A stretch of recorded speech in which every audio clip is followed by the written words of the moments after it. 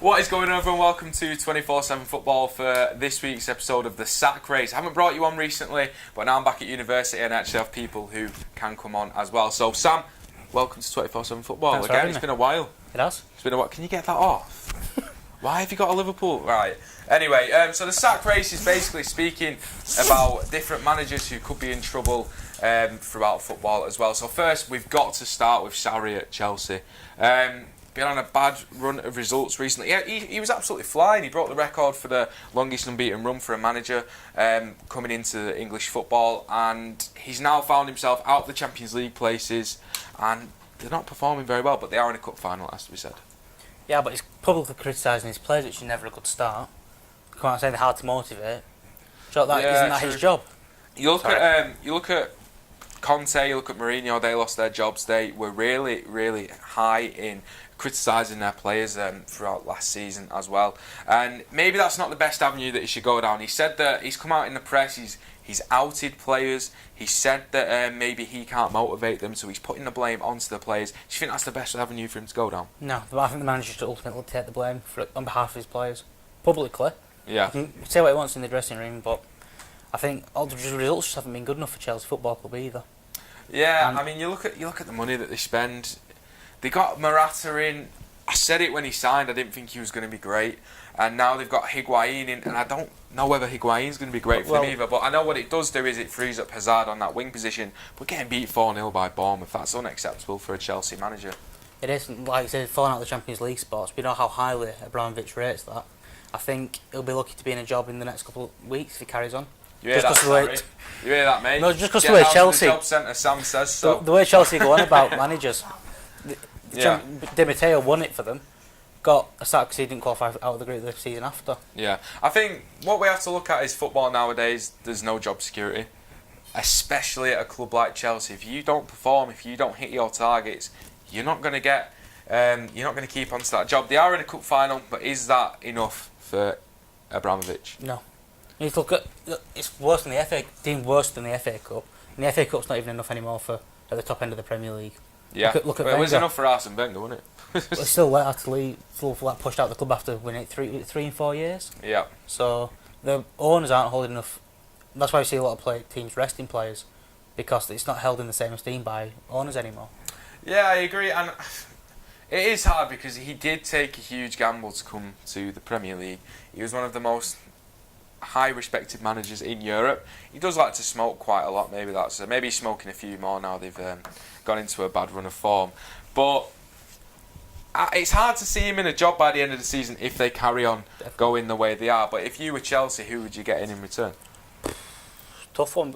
What do they do if they get rid of him now? Would they bring someone like Ancelotti until the end of the season, try and get him back, or give it gigs until the end of the season? Well, what would they do? Would they get an interim in? Would they go for a new manager? Yeah. Because obviously it's January. It's the end of January deadline day, so they're not going to have a transfer window. Yeah, that is true. Any manager that comes in will not be able to get any players that would they bring want. someone in now for a building job, or would they have to give it to someone till the end of the season, have a fresh start? But the Europa League is going to be important for them. Yeah, I think Man United found the same thing when it's lucky that it has worked out with Solskjaer so far.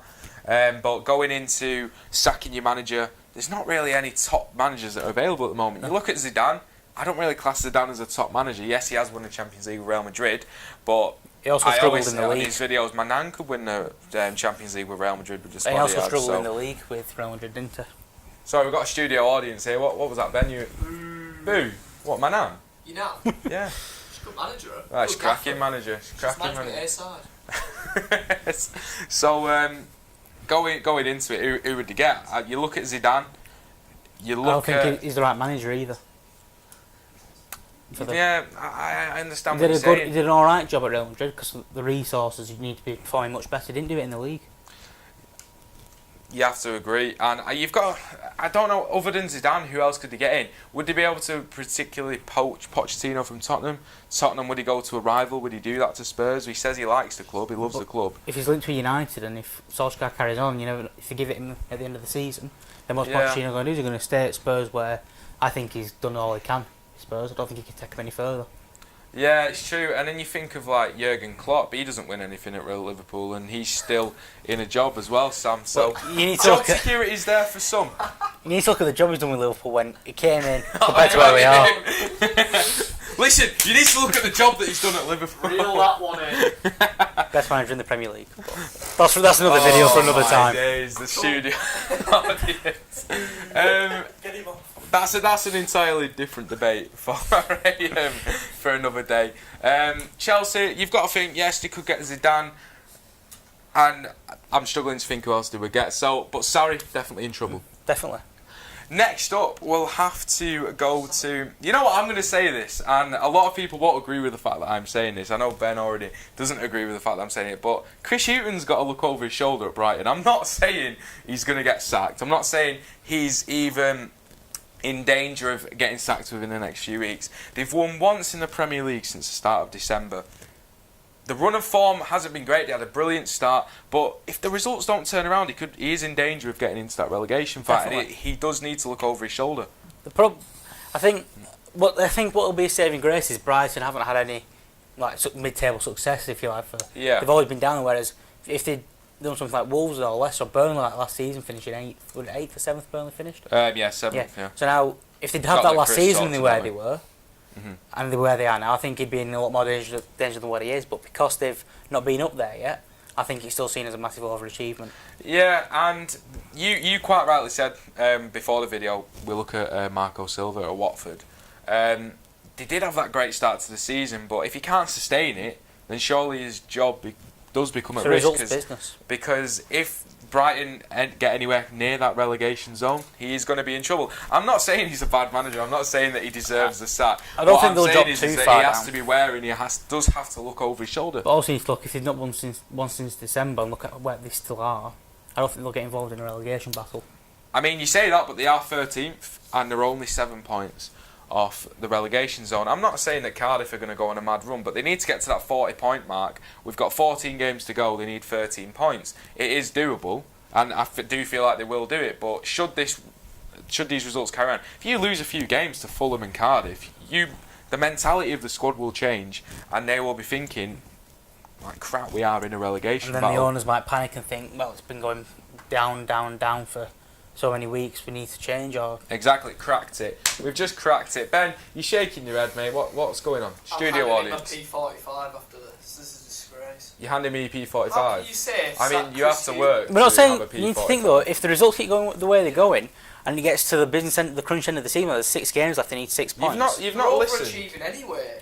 Yeah, but you've not listened. It's not about whether they are overachieving. They have got to the Premier League. The 7 points in the Premier League in relegation zone. If they said that at the beginning of the season, would you say that? Oh my days, yes they would. But what I'm saying is they're on a bad run of form at the moment, and if that carries on, he will be wary of getting the sack. No one else can do a better job than Chris Hughton in that place. Thank you. Continue. I mean, this is why I got you on the show today, because Ben very clearly is. He needs someone to agree with his deluded opinions. That's why. Exactly. I need we're a not yes deluded. Man. I need a yes man. Did you just say that Klopp was best manager in Premier League? Well, how's that going? Well, they can't hear you anyway, so just. Sorry, I know. What can they not? No, it's on these. Okay. So obviously there's Chris Hughton out the way. There's another manager that does need to again look at themselves, is Claude Puel at Leicester. Now Leicester are a weird one because they've managed to do it against the big teams. They've beaten Chelsea, they've beaten Man City, and they've also drew with Liverpool on the week. So they can do it against the big teams. They've got some good players, but ultimately they are also in danger of slipping down that table, and the fans haven't taken to it. I think that's a big point. I don't think the players have either. He had the same problem at Southampton. Yeah? I still think he's done a very good job to get Leicester where they are, because they're not the same team they were when they won the league. Yes, they've still got Vardy, but they've lost Mahrez and Kante. They've not replaced them with any players that are similar quality. Yeah. And I think they struggle to because of the club they are, no disrespect. But I think he's in a very good position with them, but the problem is, like I said, the fans haven't taken to him, the players don't seem to be taking to him, and if the rumours are true that they're going to want to get Brendan Rodgers, that probably is going to be an upgrade. Is Brendan Rodgers really an upgrade? I think he's a good manager. I mean, you are a Liverpool fan. I think a lot of people could do a very good job with Celtic in Scotland, but end of the day, look at teams. They're still lose games. Very rarely do you have unbeaten seasons. I agree, but then He's got a strong mentality and strong character, as he'd love to say. Full of the cat. You have to plug that one in there, didn't you?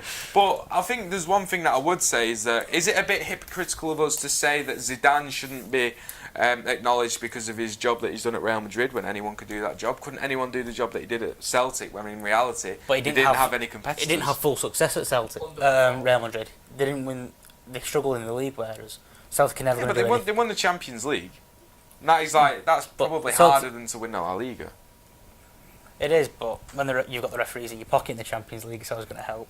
Oh, here we go. Carry us over it, right? Oh. The referees cannot put a spell on Carriers to just perform like a donkey for that game. I mean, I'm sorry for bringing it up, but it's just the way it is. It's the way it is, Sam. But I agree. I do like Brendan Rodgers as the manager. I was just trying to make that point. But I think he has had very, very good success for Celtic. They're not going to do anything European-wise.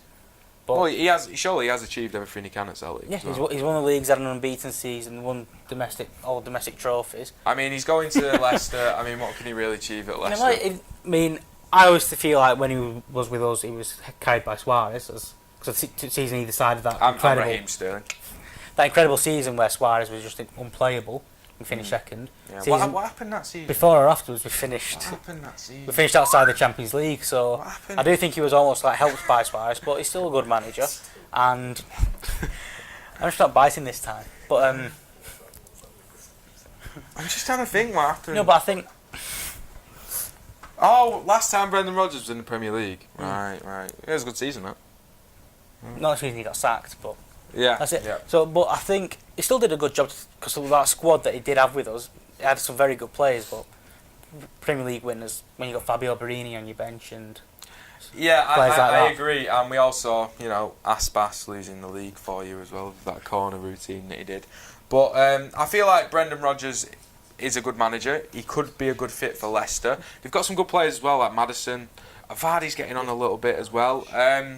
But seems like they haven't gelled together. No, I do feel sorry for Puel because I think he's in a very good position with the squad he's got available to him. But I think he's just not getting the results that Leicester seem to want for some reason, and the fans don't seem to like we said. And if these players haven't taken to him, then 100%. So those three managers, we'll just run through them. Sarri, do you think he'll go? I think he could. I think he'll probably be the next Premier League manager to go if it carries on. Okay, so Sarri, do you think he'll be gone before the end of the season, yes or no? Yes. Do you think Puel will be gone before the end of the season? Yeah. And do you think Chris Hughton will be gone before the end of the season?